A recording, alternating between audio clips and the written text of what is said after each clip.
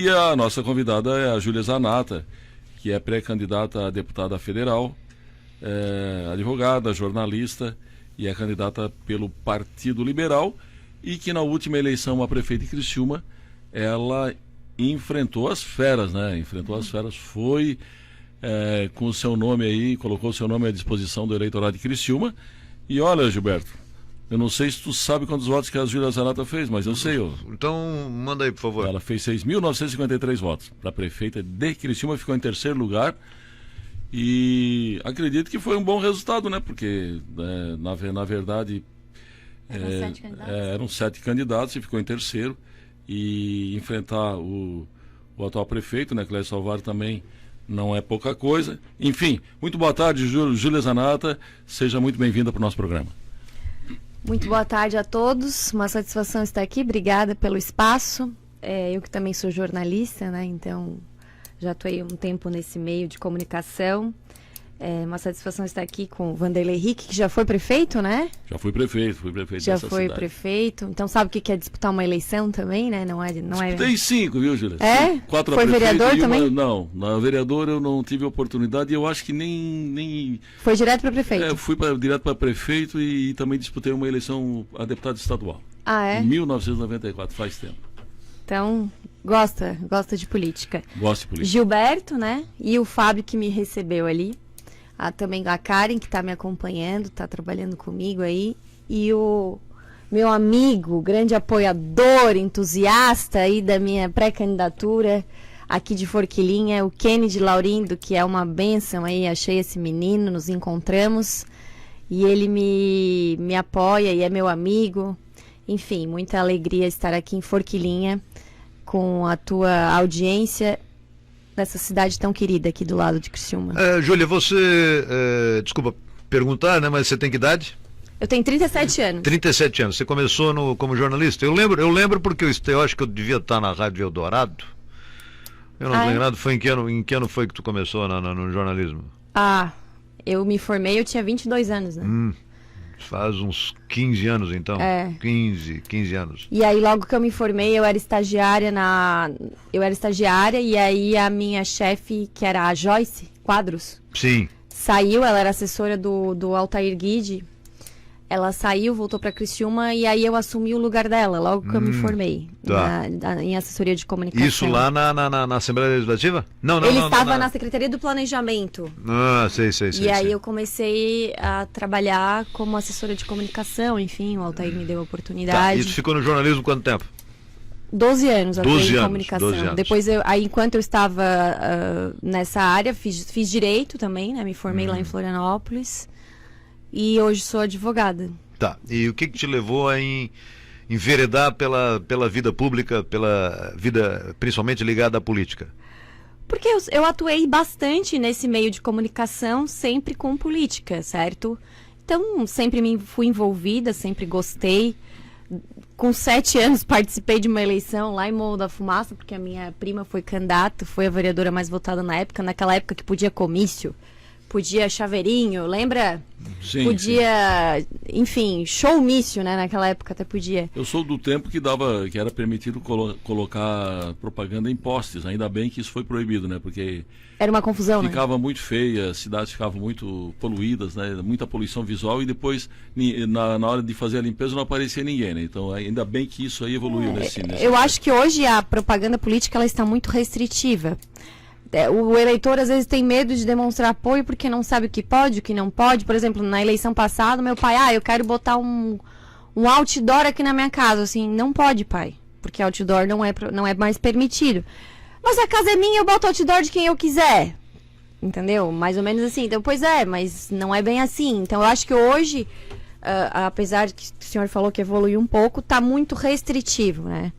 O pessoal tem que poder dizer, se o pessoal quer dizer em quem que vai apoiar, em quem que vai votar, acho que tem que deixar. Nós conversamos sobre isso, inclusive, Júlia, há alguns dias aqui, eu e o Gilberto estávamos comentando, tem muita hipocrisia nessa área. Por exemplo, aqui agora você se apresenta na condição de pré-candidata a deputada federal, mas eu acredito que a legislação devesse evoluir no sentido de que a partir do momento que a pessoa decidiu ser candidata, que ela já possa sair pedindo voto Porque qual é o problema? Tudo bem, vai ter uma convenção, teu nome vai ser formalizado pela convenção estadual, mas de qualquer maneira, essa coisa de se apresentar como pré-candidato soa assim uma coisa um tanto quanto esquisita, porque você pode fazer praticamente tudo menos pedir o voto. Isso. Abertamente. Pode pedir apoio. Pode pedir apoio. Que é quase a mesma coisa. Então, não pode falar o número e pedir o voto. Então aí, de repente, até porque o número a gente não tem, né? De repente o candidato se confunde e diz, eu sou candidato, em vez de dizer, eu sou pré-candidato. E aí se complica. Já está se sujeito a pagar uma multa, coisa do gênero. Então, eu acho que essas coisas, esse entulho da legislação deveria ser removido para que as pessoas tenham um pouco mais de liberdade realmente em se movimentar e fazer esse trabalho que é tão difícil, né? É tão difícil ser um candidato hoje, né, Júlia Zanata? Isso, e também para nós, quem já tem um mandato, claro que já está na nossa frente, né?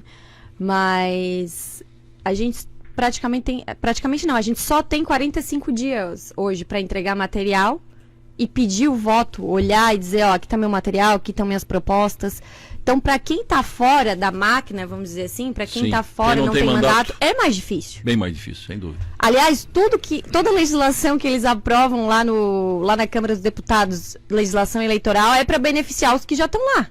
Nunca é para estimular uma renovação, certo? Então, 45 dias para quem não é conhecido, para quem não tem mandato, para quem não tem uma estrutura, para quem não tem um poder econômico forte, fica mais complicado. Mas estamos caminhando e vamos chegar lá com certeza. Queria saber a tua opinião, só um instantinho, Gilberto, já que ela falou dessa questão da diferença entre quem já tem um mandato, já tem uma estrutura, tem um gabinete, tem assessores, né? De quem não tem. Eu queria saber a tua opinião, Júlia, sobre essa questão das emendas parlamentares. Eu sei que para os prefeitos, né, e ainda mais prefeitos que têm uma relação política mais abrangente, mais ampla, é bacana receber emenda parlamentar. Aqui o município de Forquilinha mesmo tem sido beneficiado com inúmeras emendas parlamentares, porque o prefeito Neguinho tem uma boa relação e com isso o dinheirinho vai pingando e tal. Agora, para quem não tem mandato, é muito complicado. Eu me coloco na situação de quem não tem estrutura, de quem não tem mandato e tem que ficar competindo com esses que já estão ali no mandato e que tem essa verba toda para movimentar. Levam uns 200 mil para o município, 300 para o outro, 500 para o outro, e aí, naturalmente, isso acontece de uma maneira em que algum tipo de tratativa também está incluída, ou seja, eu te ajudo e tu me ajuda. Como é que você vê isso? Olha, eu acho que a população cada vez mais está mais consciente. Então ela entende que o dinheiro que retorna através de emendas parlamentares é uma obrigação do deputado, certo? Porque esse dinheiro em emendas é disponibilizado para o deputado aplicar em coisas que o município, que o estado precisa, e não para trocar por voto. Mas o que acontece hoje, basicamente, é aquilo, tu me ajuda que eu te ajudo. Quantas vezes já bati na porta de algum vereador ou algum prefeito? E também não os julgo, sabe? Porque, assim, eles precisam do dinheiro. Quanto menor o município, Vanderlei, quanto menor o município, tu sabe disso, um município de 2.000 habitantes, 2.000 eleitores, 2.000 habitantes, sei lá. Ele não arrecada o suficiente para se manter. Ele depende muito de Brasília, depende muito dessas emendas parlamentares. Então eu chego lá para o prefeito do meu partido, por exemplo, para uma prefeita, que nem eu fui outro dia. Pô, tu podia me ajudar aqui? Tem alguém e tal para, né, pra gente fazer uma parceria aqui e tal. Mas ela já está comprometida, porque vários deputados já deram emenda para ela, né? Então, isso, claro que eu levei muitos nãos por eu não ter mandato, por eu não ter mandado emenda. Enfim, eu acho isso bem complicado, tira a competitividade, tira a chance de renovação de muita gente, mas o sistema, como eu falei, é feito todo para quem já está no poder. Por isso que eu acho que é importante as pessoas se conscientizarem e saberem que isso tudo é o retorno dos seus impostos. Que quando um deputado traz emenda para o município, é muito bom, a gente agradece, claro, não estou desmerecendo o trabalho de ninguém aqui, Deus me livre, mas a gente sabe também que é o dinheiro que você trabalhou o ano inteiro, você trabalha 4 meses do ano pagando imposto, depois que o dinheiro começa a ser teu, o Estado é seu sócio quase que majoritário, então trazer recursos para o município É sim uma obrigação também do parlamentar. Júlia, você, só para voltar um pouquinho ali, você foi em que ano entrou na política? Como candidata? Não, ou... entrou na 2008 eu comecei a 2008, trabalhar. tá. E depois Acho que como, é. Não, como candidata? Eu fui candidata em 2020. Só não teve nenhuma outra pretensão antes? Não. Eu achava que eu não tinha chance antes. Sim. E o que te levou Jair Bolsonaro. A ser candidata em 2020? Jair Bolsonaro e o Eduardo Bolsonaro. Isso ocorreu, essa onda Bolsonaro ocorreu 2 anos antes, né? 2018. Isso. Tá. E aí em 2020 você decidiu abraçar a causa, abraçar a ideia. Sim, eu conheço o Eduardo Bolsonaro, ele é meu amigo pessoal, fica na minha casa, ele e a esposa, eu e meu esposo ficamos na casa dele em Brasília também. Nós já éramos amigos antes do pai dele ser presidente. O Eduardo já era deputado, né, estava no seu primeiro mandato. E nós nos aproximamos por causa da pauta armamentista, né? Nos conhecemos em um clube de tiro em Florianópolis, ficamos amigos, fizemos viagens juntos pro Texas, antes do pai dele ser presidente. Certo? Mas eu estava numa outra situação, que naquele momento cheguei a pensar em ser candidata, mas eu não estava numa situação que poderia ser candidata, enfim. Basicamente estava num relacionamento que o meu namorado na época não aceitava que se eu fosse candidata, no caso. Basicamente falou, ou eu ou a política. Daí depois acabei ficando com a política. Não, tô brincando. Mas não me dava apoio. Tu sabe que para ser candidato tu tem que ter todo o apoio da tua família, né? Se é homem, a mulher tem que apoiar. Senão fica mais complicado, né?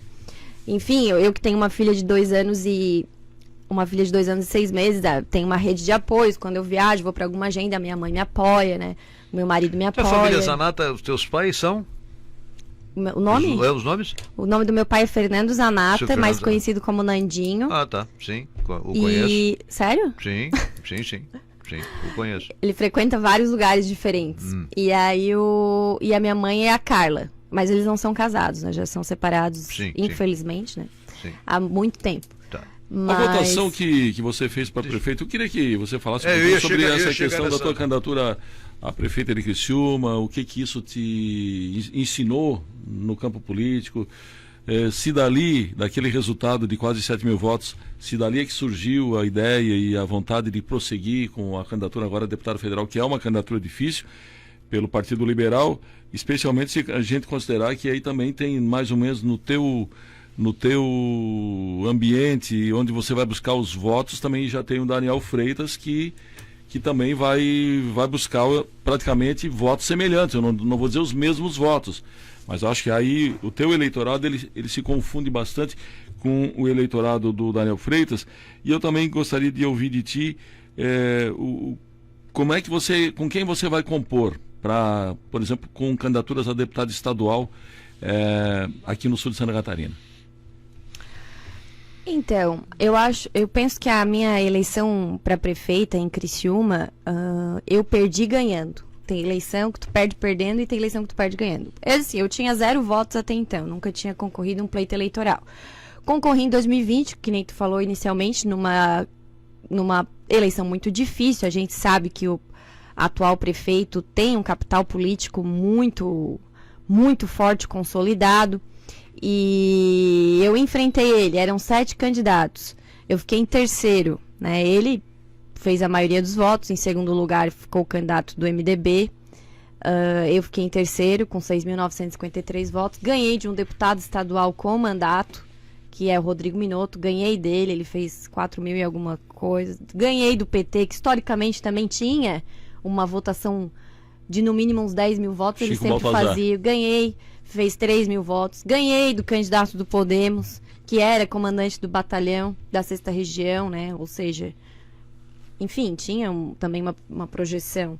Fez 1.000 votos e ganhei do candidato do PSTU. E eu era a única que, de fato, fui para uma eleição, não para bajular ninguém, mas para botar as minhas propostas, né? Eu tinha um bom plano de governo. Eu fui para a TV, tinha 2 minutos de TV, a minha propaganda mostrava para que eu vim, né? Fechada com Bolsonaro, a única candidata declaradamente de direita, que não ficava querendo jogar em vários lados, me mostrei completamente para o eleitor. É óbvio que,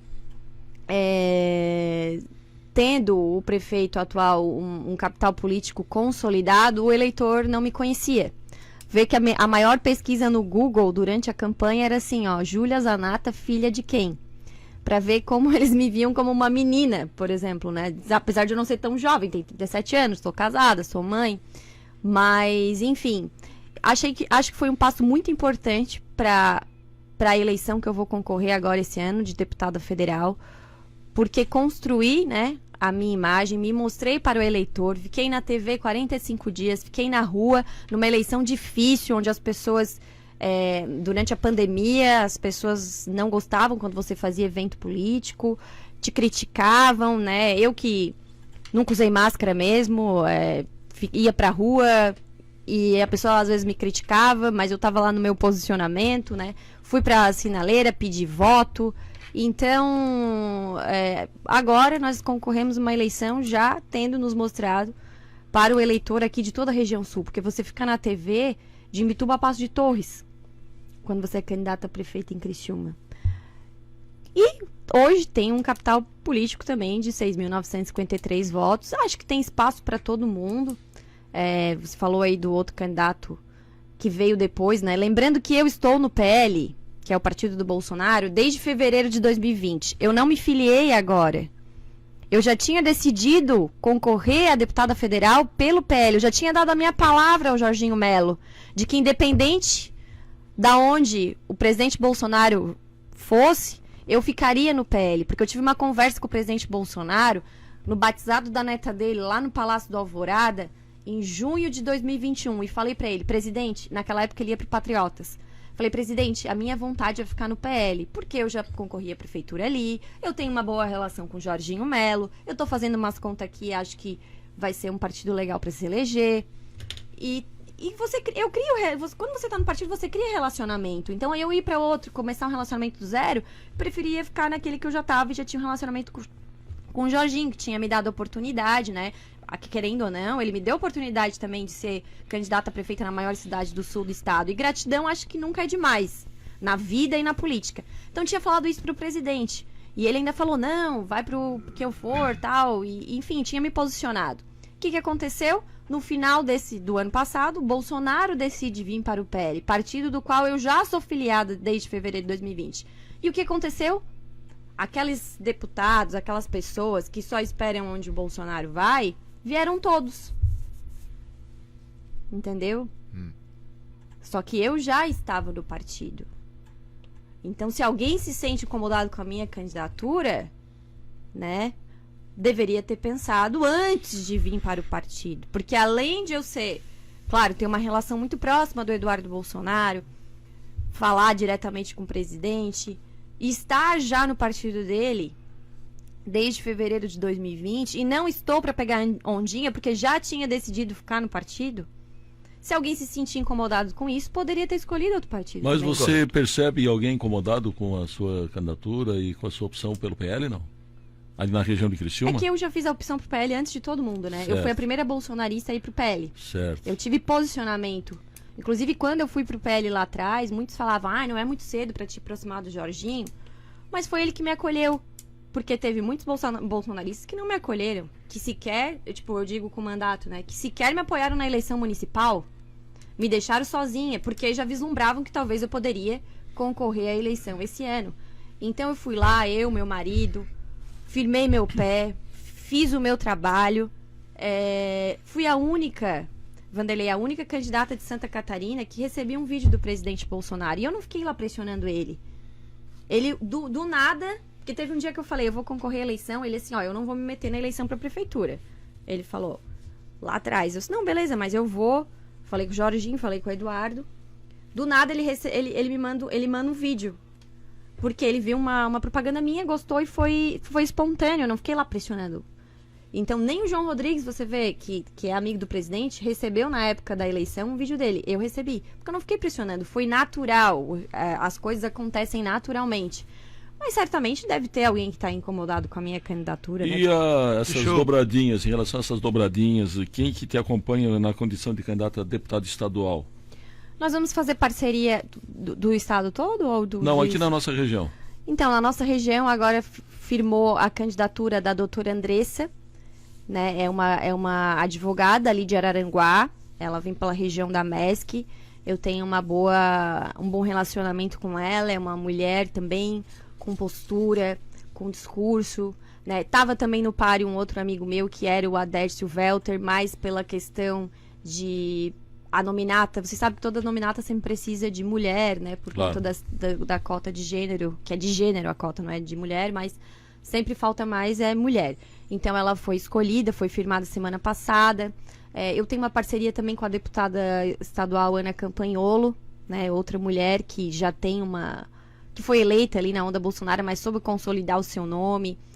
Tem postura, tem discurso, certo? Tem uma parceria também... Eu tô falando dos que eu lembro aqui. Tem uma parceria também com o Alex Brasil, que é da região da Grande Florianópolis. Já veio aqui em Forquilinha a convite do Kennedy, né? É o candidato também, é o pré-candidato que o Kennedy está apoiando. E na região também tem o deputado estadual, o Gessé Lopes, que é candidato a deputado estadual. E, enfim, vamos ver, porque agora na segunda-feira, dia 20... que eu vou conhecer todos os candidatos a deputado estadual, porque a nominata ainda não foi mostrada pra gente, por incrível que pareça. O Márcio Búrigo Aqui, estava peraí. no PL e foi para União Brasil. Você contava com a parceria com o Márcio Búrigo, não? Nós temos um bom relacionamento, eu e o Márcio Búrigo, porque ele é pai de uma amiga minha, então eu frequentava a casa do Márcio Búrigo. Ele já estava no PL antes de mim, quando eu falei, entrei em fevereiro de 2020, ele estava no PL antes de mim, ele vinha construindo o PL da região sul, e isso tem que ser respeitado, tem que ser dito. Conversamos bastante, lamentei a saída dele, acho que o PL perdeu com a saída dele, mas ele com certeza fez contas e veio o que era melhor para ele, né? Sim. O Laércio Colombo está dando boa tarde. Um Facebook que identificado aqui como Otimismo e Esperança está dando boa tarde também. Kennedy Laurindo, boa tarde. O Laércio Colombo volta aqui, diz que Júlia Zanata, minha pré-candidata a deputada federal, estamos juntos. Um abraço, Laércio, muito obrigada. Gilmar Fabres, boa tarde. Júlia será sempre uma ótima opção para as eleições. Marcelo Mateus também está dando boa tarde. O Otimismo e Esperança, assim, por isso que digo, assim se assina no Facebook. Ótima opção, Júlia Zanata. Ela enfrenta. Júlia Zanata, ela enfrenta. Só isso. Enfrenta. Eu acho que poderia ser em frente, não sei, talvez de repente ela... Os Vamos dois, lá. em frente e em frente também. A Marino Rocha está dando boa tarde. O João Júlio Pereira, vamos renovar, dali Júlia. Eu também acho que não tem essa de dever favores, diz aqui o Otimismo e Esperança. Rosângela da Silva, boa tarde, vai firme Júlia. O Igor dos Santos, melhor opção em Santa Catarina. O Rogério Assis, Júlia Grande Guerreira. O João Sebastião, boa tarde, família Onda Jovem. O Amarino Rocha, Júlia Zanata, vem se destacando com sucesso, estamos juntos, Guerreira. Rose Guimarães, parabéns, aqui no Extremo Sul temos duas pré-candidatas, Júlia Zanata Federal e Andresa Vitorino Ribeiro, né, em âmbito estadual. Essa que eu acabei de falar. É isso que você falou. O Edson Rosani diz aqui, o termo pré-candidato, senhor Vanderlei, está totalmente correto. O Edson Rosani te cutucando aqui, Vanderlei. Como sempre, aliás, né? Pois até não efetivar o registro, tudo pode mudar. Por exemplo, o Paulo Bauer dizia que ia ser candidato a governador e nada ia fazer mudar de ideia no último dia por conta de um acerto político.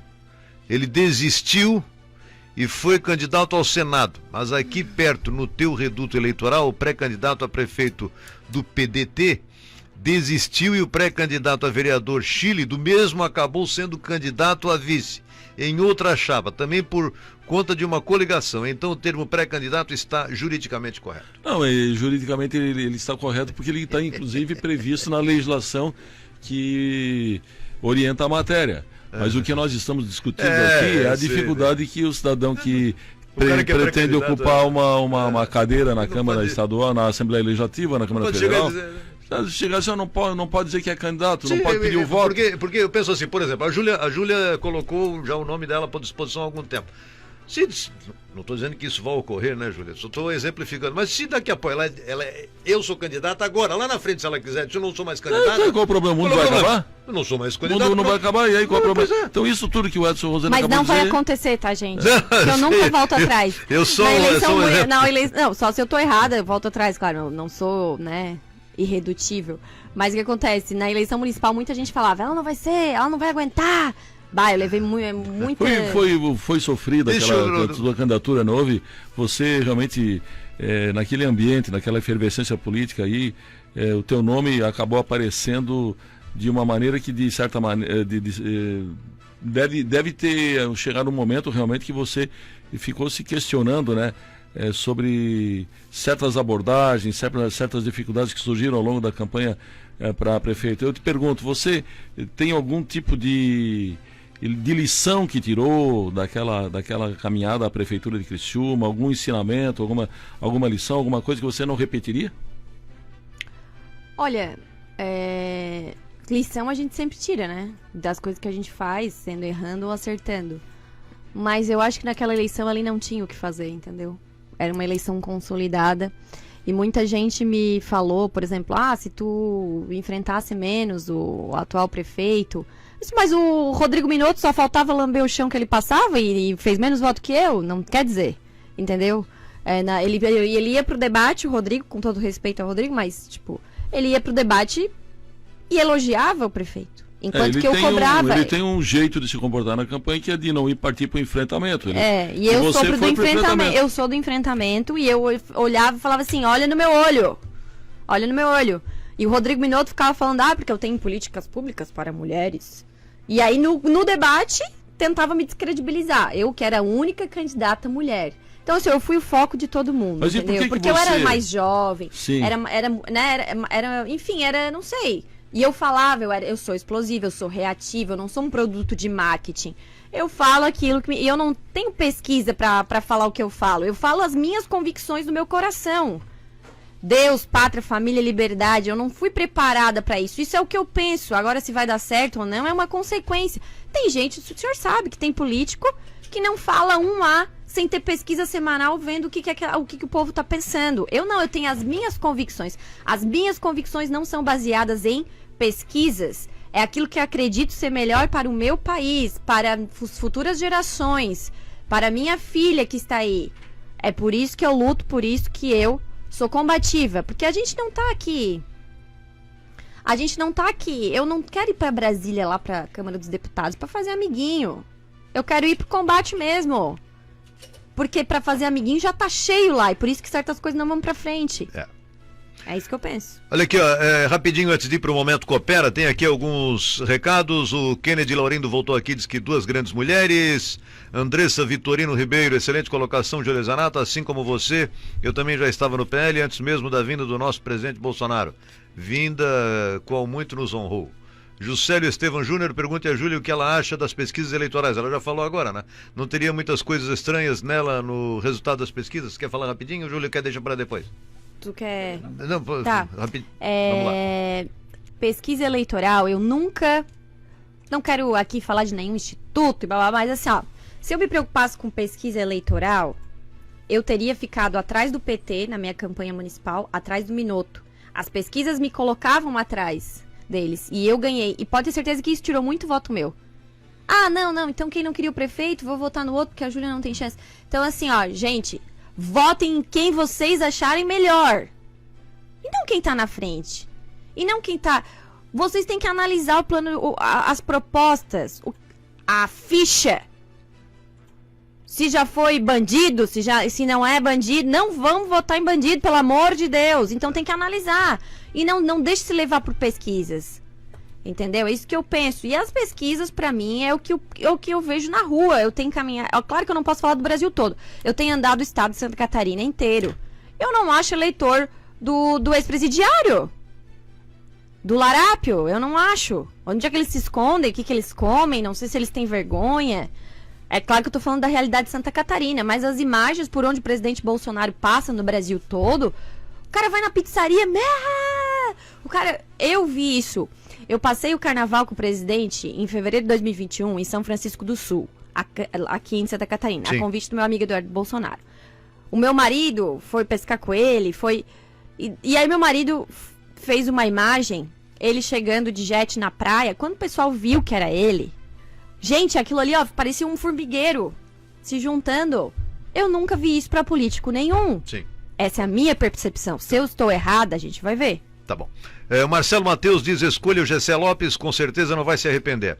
O Rogério Assis, Júlia Grande Guerreira, que mais aqui? Pedro Bristotti, Maria Albertina, Sandra Lima Ézio Porto. Um abraço pro Vanderlei, estamos com a Júlia. Aline Librelato Colonete, boa tarde, nossa candidata. Cleir Joaquim Quínias Monteiro. Júlia esteve em Braço do Norte semana passada, vamos em frente. O Edson Gonzani voltou aqui, disse a pré-candidata. A Júlia disse que o marido não ia lhe apoiar na campanha, mas na época chegou a sugerir a hipótese do marido ser candidato a vice. Sinceramente não entendi. Depois ela fala sobre isso, tá, o Edson? Sérgio Luiz Monteiro também está aqui. Adão Pereira, em seu pensamento, se elegendo, dá de fazer um bom trabalho e almeja realmente um grande trabalho. Donato Premoli dá parabéns. José Lino Kilkemp, boa tarde, Júlia. O Laércio Colombo volta aqui, dá parabéns também. O Pedro Bristotti, estou aí, Júlia, concordo com você, as pesquisas são as das ruas e você não está errada.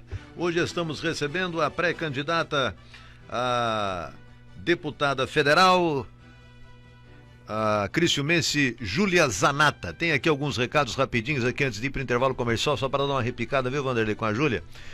Pedro Bristotti, isso aí, Júlia, concordo com você, as pesquisas são as das ruas e você não está errada. O Gilmar Fabres, melhor pesquisa é o povo, Instituto não vota. Leo Feliciano, isso aí, melhor pesquisa, data povo. O Rogério Assis, Jorginho, governador, Júlia Zanata, federal, e Gessé Lopes, estadual. Pup Steiner, boa tarde a todos, em especial a Júlia Zanata. O João Sebastião, Júlia, me traz só lembrança da ex-candidata a prefeita de Criciúma, a Romana, e a Tati Teixeira. E está dizendo aqui que você deveria ir nos bairros mais vulneráveis de Criciúma. Quer falar a respeito? Eu fui em vários bairros. Qual bairro que ela tá falando? Quem disse que eu não João vou? Sebastião, ele é um ouvinte nosso. Ele disse que você apenas colocou isso. Você deveria ir nos bairros mais vulneráveis de Criciúma. Diz pra ele entrar em contato comigo, que se ele tá precisando de alguma coisa que eu digo pra eu conhecer, é só me convidar. Mas eu vou sim nos bairros, eu frequento todos os lugares. O Edson Gonzani voltou aqui, desconcordo com a pré-candidata Júlia em dizer que em Criciúma não houve enfrentamento na disputa. A prefeitura, parecia que os demais candidatos só queriam aparecer na televisão ou nas emissoras de rádio. Parafraseando a mesma, só faltavam lamber o chão por onde o Clésio ia passar. Mas penso que esse tempo de glória do Clésio vai acabar em breve. Não há mal que sempre dure, nem bem que não se acabe. Quem está falando é ele, né? Quem está falando é ele. Eu tenho um grande respeito pelo prefeito de Criciúma como gestor, acho que é um bom gestor, é um grande administrador. Discordo dele de algumas lacradas que ele dá de vez em quando. Eu, se fosse político, não faria essa coisa, não tenho essa preocupação com lacração, certo? Até porque a gente sabe perfeitamente que, como a Júlia mesmo lembrou há pouco, alguns políticos se baseiam em pesquisa para saber o que a plateia quer ouvir. Eu acho isso uma coisa lamentável, porque eu acho que você tem que verbalizar, você tem que falar aquilo que é o teu sentimento, aquilo que você pensa, aquilo que você considera que seja coerente ser dito de acordo com a tua convicção, com a tua ideologia, com aquilo que você enxerga do mundo e da vida. Agora, você fazer pesquisa para perguntar se eu vou falar sobre tal tema e qual a repercussão que isso vai ter junto ao eleitorado, eu acho que isso aí você está se anulando como ser humano, como indivíduo que tem ideias. Mas será que essa pessoa tem ideias? Nem deve ter. Mas eu acho que ideia, pelo menos para fazer a pesquisa, deve ter, né? Porque fazem. Sim. Então aí você não sabe em quem você está votando. Você está votando num produto da mídia, um produto de marketing. E eu sou absolutamente contrário, lembrando inclusive o glorioso Leonel Brizola, em que eu me espelhei para a política. Ele tinha pavor de marqueteiro. Eu acho que o marketing ele deve ser uma ferramenta de campanha, mas ele não deve servir para descaracterizar o candidato. Luzimar Romã está dando boa tarde, Júlia, e a todos do programa, e a Jusceli de Souza Corrente também. Antes de ir para o intervalo comercial, Júlia, quantos votos será preciso para se eleger? Confirmando a candidatura, né? A gente tem que falar isso, pré-candidato. É tudo um achismo, né? Porque cada partido tem uma realidade. Não tem nenhum deputado federal pelo PL hoje eleito em Santa Catarina, né? Eleito pelo PL, não. Não, só suplente, né? É. Você Mas tem já os fez que as vieram, contas né? aí, mais ou menos, de acordo com essa realidade que o PL enfrenta em Santa Catarina, o que seria necessário para você se eleger? Eu já fiz as contas, mas eu não gosto de falar, porque é ruim, porque é um chute, né? Baseado no coeficiente eleitoral passado. Sim. Enfim, então eu prefiro não falar as minhas contas, né? Cada um sim. faz a sua conta. Legal. Vamos ao intervalo comercial e a gente volta logo depois. Hoje recebendo a pré-candidata a deputada federal aqui por Santa Catarina, a Júlia Zanata, jornalista Júlia Zanata está aqui com a gente. Bom, tem aqui alguns recados de ouvintes, Rosângela da Silva, firme Júlia, enfim, a galera participando. Júlia, você vai continuar aqui em Forquilinha hoje, durante a tarde, ou será à noite? Será à noite. Eu vou continuar aqui, mas às 19 horas estarei no clube Guns Attack, clube da Elaine, do marido dela. Vou estar eu e a minha tiarinha de Frida, que já virou uma tradição. Nós que estamos aqui numa cidade... Características alemãs, né? Que tem descendência alemã também, mas essa moda da tiara eu comecei lá em Blumenau. E aí botei uma foto com um fuzil e a tiara, e aí começaram a meter o pau em mim. Como é que pode essa menina com uma tiara? Falaram mal da tiara e da arma. E tu que é descendente de italiana, né? Eu sou italiana, tenho cidadania italiana, inclusive. Mas eu gostei dessa tiarinha. Deixa a gente mais feminina, né? E quando deixa a gente mais feminina, tem gente que não gosta, né? Tem mulher aí que hoje não quer que a gente seja mais feminina.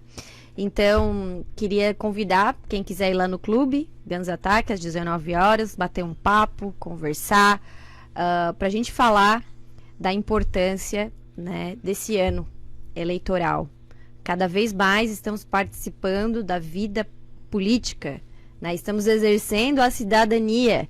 Não é só ir lá na hora e votar, é participar, acompanhar. E hoje todos os políticos estão expostos nas redes sociais, né? Tá tudo divulgado em Portal da Transparência. Então nós temos que exercer a nossa cidadania também, acompanhando, participando. E eu, diferente do ministro Alexandre de Moraes, que chamou quem fica na rede social de um monte de imbecil, foi isso que o ministro Alexandre de Moraes, o Xandão, né, que tem rasgado a nossa Constituição, falou esses dias. Eu fico feliz de ver o povo participando no Facebook, no Instagram, dando opinião. Eu também levo pau. Eu também, às vezes, o pessoal vem cobrar, os esquerdistas vão lá me reclamar de mim. Mas eu acho maravilhoso que tá todo mundo participando e acompanhando política.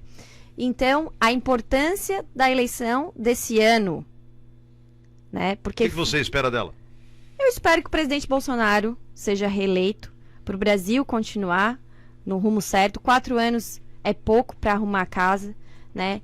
Tivemos aí uma pandemia, com certeza o melhor governo que já tivemos. Tem muita gente falando, em Santa Catarina, só na pandemia, o governo Bolsonaro mandou 1,8 bilhão para Santa Catarina, para ser aplicado na saúde. E ontem morreu uma criança esperando por leito de UTI. Não sei se vocês viram a notícia. Morreu uma criança esperando por leito de UTI. Então foi 1,8 bilhão para Santa Catarina, mais a suspensão da dívida dos estados com a União, que deu um fôlego aí para os estados, certo? Então, o presidente Bolsonaro está fazendo um excelente governo e aquilo tudo que ele pregou, menos Brasília e mais Brasil. É por isso que eu quero estar ao lado dele, lá como um soldado, né, um soldado dos catarinenses, de todos os brasileiros, porque quando você é deputado federal, você representa, né, não só Santa Catarina, mas também todo mundo, porque nós vamos votar leis importantes. Espero que leis que vão diminuir os impostos. Falando nisso, o imposto de renda que ele ficou de diminuir, por que ele não diminuiu? Eu acho que o Paulo Guedes não quis, né? Não, mas quem está mandando não é ele, não é o presidente da República. O Paulo Guedes manda mais que ele na economia? Não. Eu era um que estava esperando que fosse a alíquota do imposto de renda fosse reduzida para mim, porque eu acho que a gente paga muito imposto de renda mesmo. A gasolina pode baixar 2 pila para... Pois é, mas a questão é o seguinte, hoje nós temos, o Senado já aprovou, a Câmara Federal também aprovou. Mas vai voltar para a Câmara, o limite do 17% vai voltar para a Câmara porque o Senado mudou alguma coisa. Mas isso vai ter um impacto fiscal nos estados. Eu acho que nós vamos ter uma bomba relógio para o ano que vem. porque os estados vão ter a sua receita de ICMS diminuída. A gente sabe que os estados hoje estão numa situação melhor, porque estão arrecadando muito, mas pelo fato de E porque o Bolsonaro mandou bastante dinheiro também. Porque mandou bastante dinheiro em termos. E suspendeu a dívida, né? O fato é que os estados nunca tiveram tanto dinheiro como estão tendo hoje. Por causa da arrecadação, e não é só o governador Moisés, todos os estados brasileiros nunca tiveram uma situação fiscal tão tranquila, porque estão dinheiro, porque a receita dos estados aumentou muito. Agora, a partir do momento que você limita a alíquota de ICMS, que hoje vai até 30% em alguns estados, eu acho que isso vai ter repercussão na economia dos estados no ano que vem. Então, e você acredita mesmo... que eu vejo alguém reclamar de diminuição de imposto. Você acredita... Você acabou de falar da diminuição do imposto de renda e está reclamando da diminuição do ICMS. Você acredita... Não estou reclamando. Eu quero então que diminua. Bom. Eu quero Se o Estado não vai arrecadar, mas nós vamos pagar menos. Você acredita que essa... Porque você disse que o presidente Bolsonaro foi o melhor presidente até agora, e eu discordo. Não, tudo bem, é a sua opinião. Discordar, claro. Mas o senhor acabou de reclamar que ele não diminuiu o imposto de renda, tudo bem, mas aí vai diminuir esse a minha pergunta, não vou bater boca com você. A minha pergunta é o seguinte, você acredita que os 17%, agora o teto de 17%, vai se refletir na bomba de gasolina, ou nós vamos ter mais uma medida que vai diminuir a receita dos estados e o consumidor e quem compra gasolina e compra derivados de petróleo não vai sentir isso no bolso? Não, eu espero que vai sim refletir na bomba de gasolina, mas você está preocupado com o caixa do Estado ou com o bolso da população? Porque eu estou preocupado com o bolso da população. Eu acho que a população tem que deixar de ser estuprada em seu bolso. Eu estou preocupado com o bolso. Não para o governador fazer obrinha aí e fazer política. Não, eu acho que o Estado precisa de dinheiro, porque precisa de dinheiro agora. Por que você não concorda então que de repente devesse mudar a política de preços da Petrobras, essa paridade internacional? Porque é isso que está jogando o preço dos derivados do petróleo para a estratosfera. Eu defendo que tudo que vai parar de onerar o bolso do consumidor, do cidadão, seja feito. E por que não é feito? Por que não é feito? Por que o presidente Bolsonaro não muda a política a paridade de preços internacional da Petrobras? Você acha que o presidente Bolsonaro deve interferir diretamente na Petrobras, como fez a Dilma em 2014, e disse, ela parou o preço, disse assim, ó, não aumenta o preço agora, Petrobras, não aumenta, tá? E aí depois isso estourou, depois da eleição.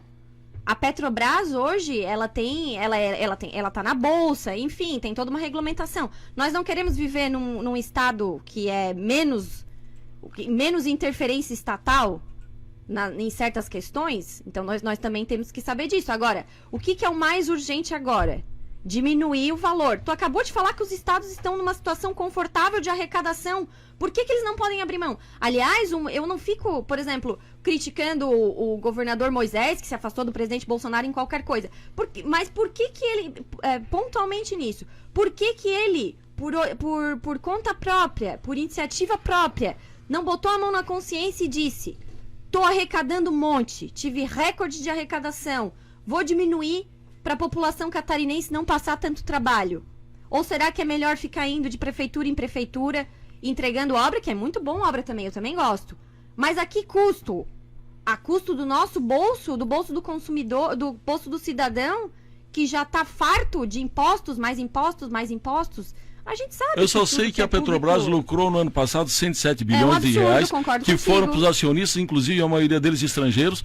E hoje, no primeiro trimestre desse ano, a Petrobras arrecadou em torno de 45 bilhões de reais, lucro também. E essa modalidade que hoje está adotada, que foi implantada pelo presidente Michel Temer e que já poderia ter sido revista, isso sim coloca a questão da Petrobras num patamar civilizatório, porque nós extraímos petróleo e a Petrobras, o fato de nós tirarmos petróleo do nosso subsolo, isso sim teria que render alguma coisa para o cidadão brasileiro, e não nós instituirmos uma modalidade que nos equipara àqueles países que não tiram uma gota de petróleo do seu subsolo. Nós estamos pagando o petróleo, os derivados do petróleo, pelo mesmo preço de quem nunca produziu petróleo. Então, essa política é que tem que mudar.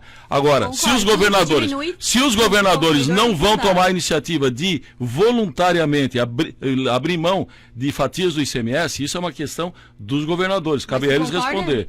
Eu acho que é muito perigoso você diminuir alíquotas no momento que você está na alta, porque logo depois a coisa pode se inverter reverter, e a gente se lembra perfeitamente de momentos que os estados brasileiros, as unidades federadas, passaram muito trabalho porque não tinham recursos, tanto que devem uma enormidade para a União. Então, nesse momento, estão vivendo uma boa situação, agora vão ser obrigados a baixar as alíquotas por conta dessa aprovação desse projeto.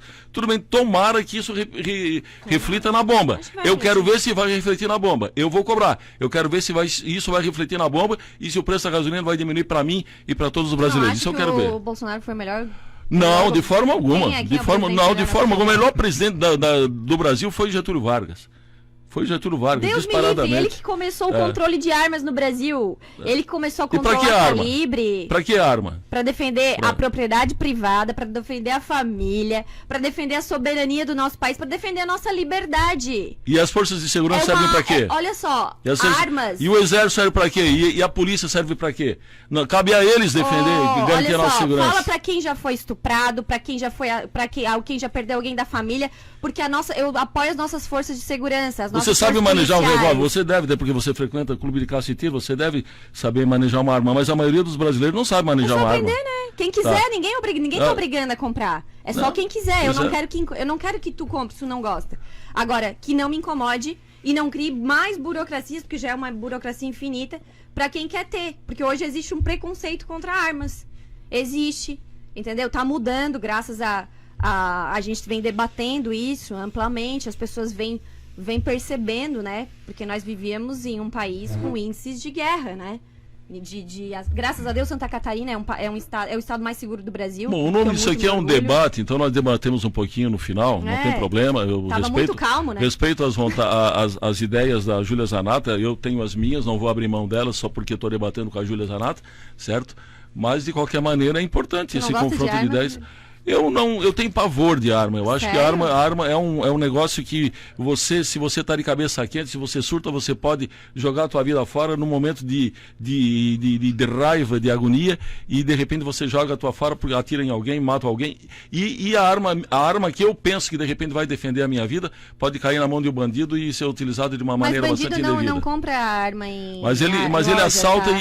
ele assalta e vai levar a arma que você tem em casa. Fora, pode ficar tranquilo, que o comércio de armas legalizado não é a culpa dos bandidos estarem armados. Aliás, a culpa dos bandidos estarem armados e nós desarmados é o Estatuto do Desarmamento, famigerado Estatuto do Desarmamento, que serviu como Márcio Tomás Bastos, o ex-ministro, confessou para desarmar apenas o cidadão de bem, aquele que cumpre a lei, e não os bandidos. Os bandidos ficaram cada vez mais armados. Eu me considero um cidadão de bem, pago os meus impostos e não quero ter arma. Mas é uma opção tua, não. Ninguém quer obrigar. Ninguém quer obrigar que tu tenha. 2h com 14 minutos, 2h14. São algumas manifestações também aqui de ouvintes. Arno Maciel, Laércio Colômbio, Rosângela da Silva, enfim, a galera opinando, Edson Ronzani, Maria das Dores de Oliveira, Paulo Camargo. Muito obrigado a todo mundo que participou. André Vitório, né? Essa é a Júlia Zanatta, nossa guerreira, enfim. Rosângela da Silva, Iru é bom, né? Iru, Júlia. Muito obrigado pela tua visita aqui. Nós estamos, claro. Obrigada, que nós poderíamos estender o debate, mas são 2h15. O debate é da 1 às 2, só para ter uma ideia, Júlia. Muito obrigado pela tua visita. Teve um momento com a Pera, né? Que tirou uns 5 minutos. Então, mandar o nosso abraço pro Laércio, que foi candidato a vice-prefeito aqui pelo meu partido. Desde o começo me recebeu muito bem, me apoiou. Um abraço para Rosângela, para todos que eu não vou conseguir nominar porque eu já esqueci, o Rogério. Enfim, agradecer aí a vocês pelo espaço, tá, Vanderlei? A gente devia ter começado a debater desde o começo, tava mais legal, né? Mas eu quis eu mesmo dei uma segurada aqui. Eu quis dizer para outros assuntos. Teu espaço. Agora eu vou ter que vir só pro debate, porque senão eu ia divergir muito. E certamente ia divergir muito. Mas eu sou um bom combatente também. Me convida de novo, então, pra gente... Hein? Não, vamos pensar. Ela gostou. A Júlia gosta, nós no intervalo aqui... Até me perco quando fica muito assim, tem que vir pro... Não, mas foi em respeito à sua participação. Exatamente. Obrigada. Bem a todos os nossos convidados. O objetivo, Júlia, é trazer todos, como eu te disse no intervalo, é trazer todos os pré-candidatos aqui, aqueles que, obviamente, Jovem é uma rádio plural, né? Para poder exatamente expor as suas ideias, entendeu? Então esse era o objetivo. E como tu mesma falou no intervalo, né? Até falamos da questão da eleição municipal em Criciúma, e tu disse, não, eu sou mais de ir pro enfrentamento, tal, barará. Muito obrigado pela tua visita. Por acaso eu sou Obrigada. de esquerda e eu também gosto de ir para o enfrentamento. Eu também, nas minhas campanhas, nunca mandei flores para os adversários. Eu acho que adversário ele existe para ser combatido e ser vencido. E Por com isso que o meu respeito, estilo de né? E com campanha, respeito de com todos. respeito se ele me respeitar também. Caso Claro. contrário, ele não tem Exatamente. meu respeito. Ó, Valeu. e eu sou de direita, diferente do Vanderlei, sou de direita, sou bolsonarista, patriota, armamentista, defendo a família e quem quiser me Eu conhecer... também defendo a família e não sou armamentista. Mas eu sou armamentista e defendo a família. Até porque eu quero ter uma arma pra defender a minha. Mas assim, quem quiser me conhecer melhor, pode me seguir lá no Instagram, Julia Zanata SC. Tem o meu site, www.juliazanata.com.br. Já entra lá e faz o cadastro. E tô no Facebook, Julia Zanata, no YouTube, todas as redes sociais que você me procurar, eu tô lá. Tá bom. Muito bem. Muito obrigado, Obrigada, querida. gente. Muito Obrigada obrigado. pelo espaço. Obrigado aos assessores. Kennedy. Karen. E a Karen. Muito obrigado, viu, Cacá. gente? Obrigado, Cacá. obrigado. Valeu. Abraço. Kennedy Karen. Tchau, tchau, Vanderlei. Até amanhã, Gilberto. Nós retornamos, se Deus quiser, amanhã. Um abraço, boa tarde. Fiquem com Deus sempre.